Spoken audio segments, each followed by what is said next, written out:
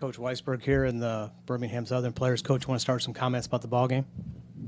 Yeah, I thought we played extremely well. You're always worried, I think, about the first game, how emotions or nerves might play into it, and just kind of broke it down to these guys and told them to look at it as a 4-team pod, which we did in our conference tournament and with the regionals and super regionals.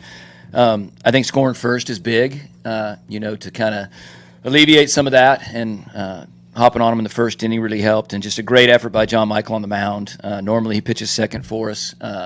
Thought he was a really good matchup. They're a really good hitting team.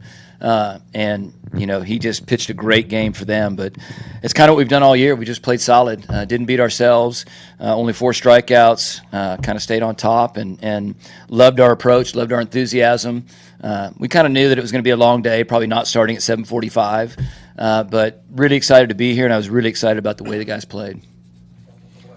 You guys did well. You mentioned being worried about coming out tight. Did it seem like Heidelberg came out tight?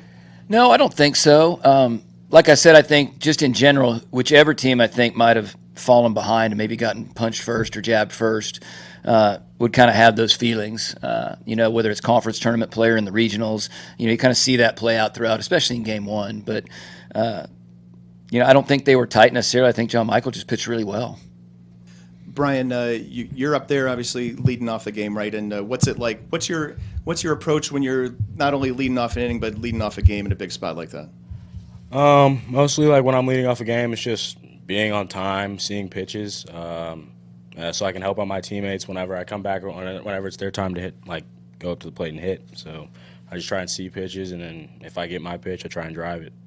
Yeah. So you mash that ball basically for that single, and then Wise, crushes it over them. What was your feeling, when you guys just after those first couple batters? I felt like we were about to run that team off the field, honestly, but it just felt really good, and I mean, yeah.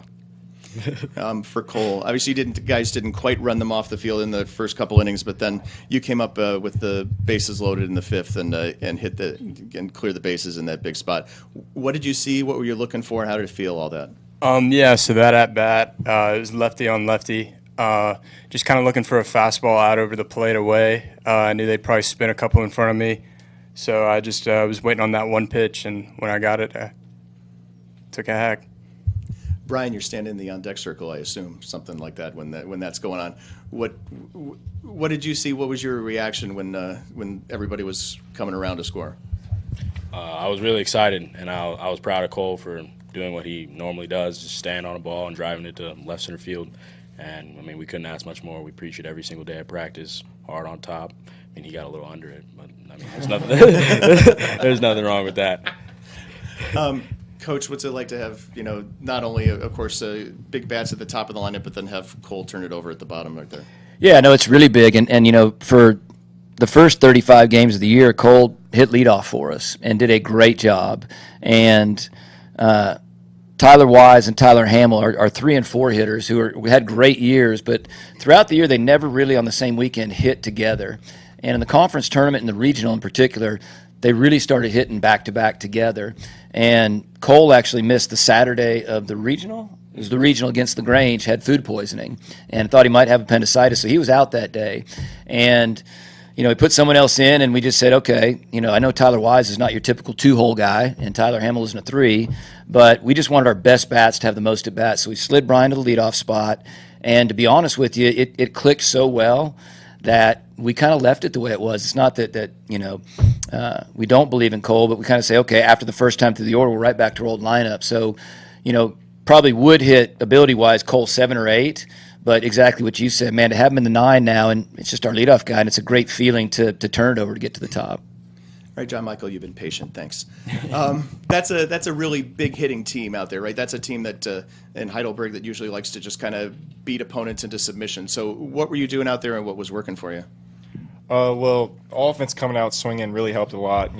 I know that my guys are going to hit, so if I can just manage, we got a good shot. And then, honestly, not my best command stuff of the year, but the fastball up worked, and we just stayed with that. Slider fell on, so we just roll with it. Did you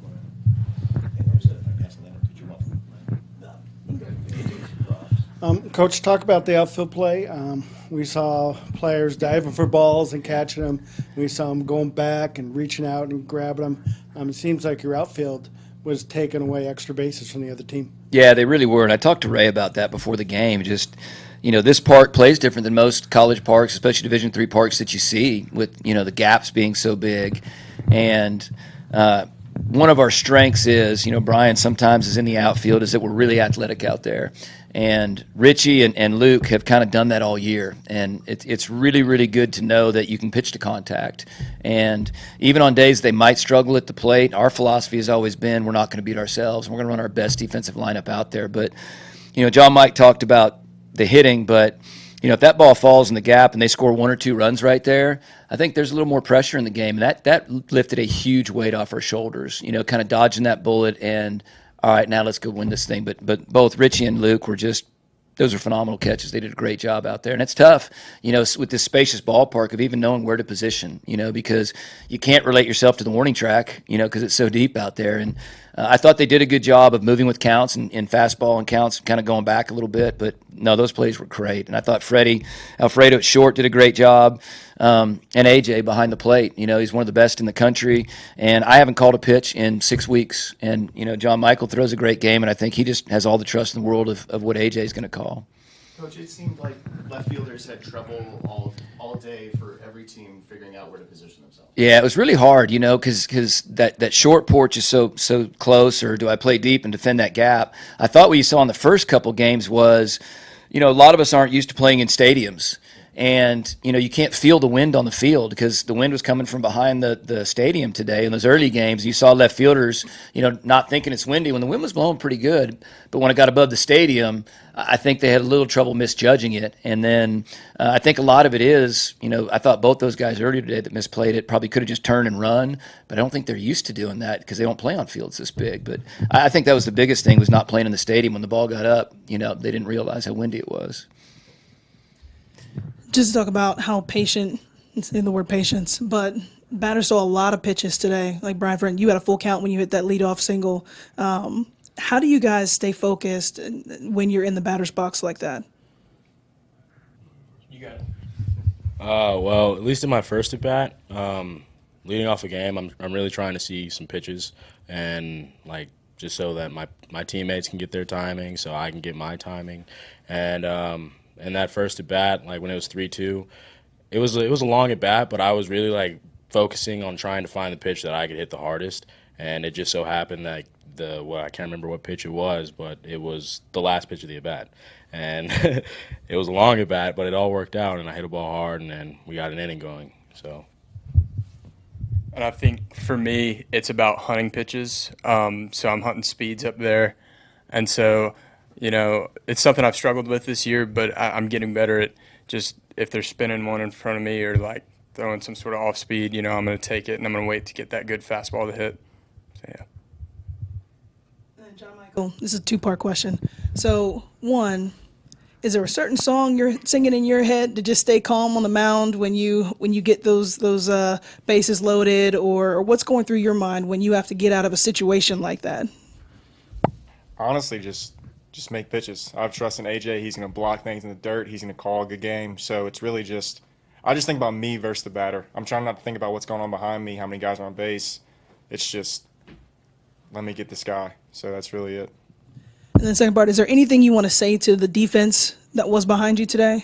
Oh, yeah. They make plays. Richie's diving play, that was big. Like Coach said, I think it's a different ball game if that ball drops. So, yeah, I just know that they're going to make plays for me, and I have trust in them. AJ's back there. He's a grinder. Love him back there. So, yeah, it's just